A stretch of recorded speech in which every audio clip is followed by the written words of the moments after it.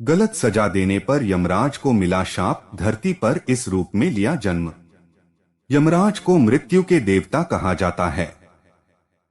धार्मिक मान्यता है कि मनुष्य के प्राण निकलने के बाद यमदेव ही हैं जो मृत्यु के बाद उनके कर्मों का दंड देते हैं।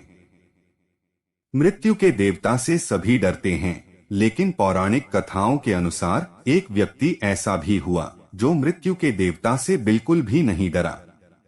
वह जब यमराज के दरबार में पहुंचा तो अपने जीवन काल में हुए घटना के लिए यमराज को ही दोषी बना दिया।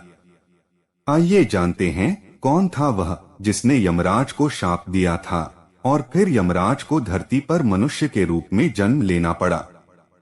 यमराज को किससे और कब शाप मिला, इस विषय में महाभारत में ही जिक्र किया गया है। महाभारत की एक कथानुसार मांडव्य नाम के एक ऋषि थे। एक बार वह तपस्या में लीन थे। उसी समय चोरों का एक गिरोह आकर ऋषि के आश्रम में आकर छिप जाता है। मांडव्य ऋषि जब तक घटनाक्रम को समझ पाते तब तक राजा के सिपाहियों ने मांडव्य ऋषि को चोरों को शरण देने के जुर्म में गिरफ्तार कर लिया। राजा ने भूलवश मांडव्य ऋषि को चोरी के आरोप में सजा के तौर पर सूली पर चढ़ाने का आदेश दिया। ताज्जुब की बात है कि सूली पर कुछ दिनों तक चढ़े रहने के बाद भी जब मांडव्य ऋषि के प्राण नहीं निकले तो राजा को अपनी गलती का एहसास हुआ और उन्होंने ऋषि से क्षमा मांगकर उन्हें छोड़ दिया। तब ऋषि यमराज के पास पहुंचे और उनसे पूछा कि मैंने अपने जीवन में ऐसा कौन सा अपराध किया था कि मुझे इस प्रकार झूठे आरोप की सजा मिली। यमराज ने बताया कि जब आप 12 वर्ष के थे तब आपने एक फतिंगे की पूंछ में सींग चुभाई थी। उसी के फलस्वरूप आपको यह कष्ट सहना पड़ा। तब ऋषि मांडव्य ने यमराज से कहा कि 12 वर्ष की उम्र में किसी को भी धर्म का ज्ञान नहीं होता।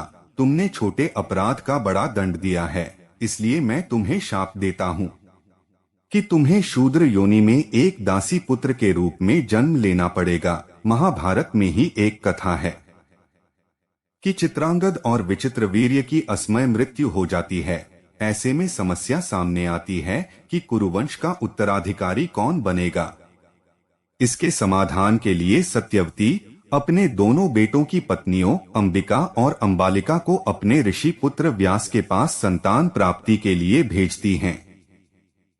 दोनों के व्यास ऋषि के साथ हुए संसर्ग शारीरिक संबंध की स्थितियों के कारण ही जब सत्यवती को इस बात का पता चला तो उन्होंने बहुओं को फिर से व्यास के पास जाने के लिए कहा। इस बार अंबिका और अंबालिका ने अपनी जगह अपनी एक दासी को भेज दिया।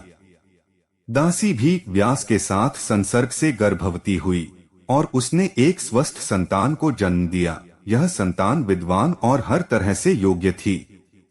दरअसल ऋषि मांडव्य के इसी श्राप के कारण यमराज ने महात्मा विदुर के रूप में जन्म लिया।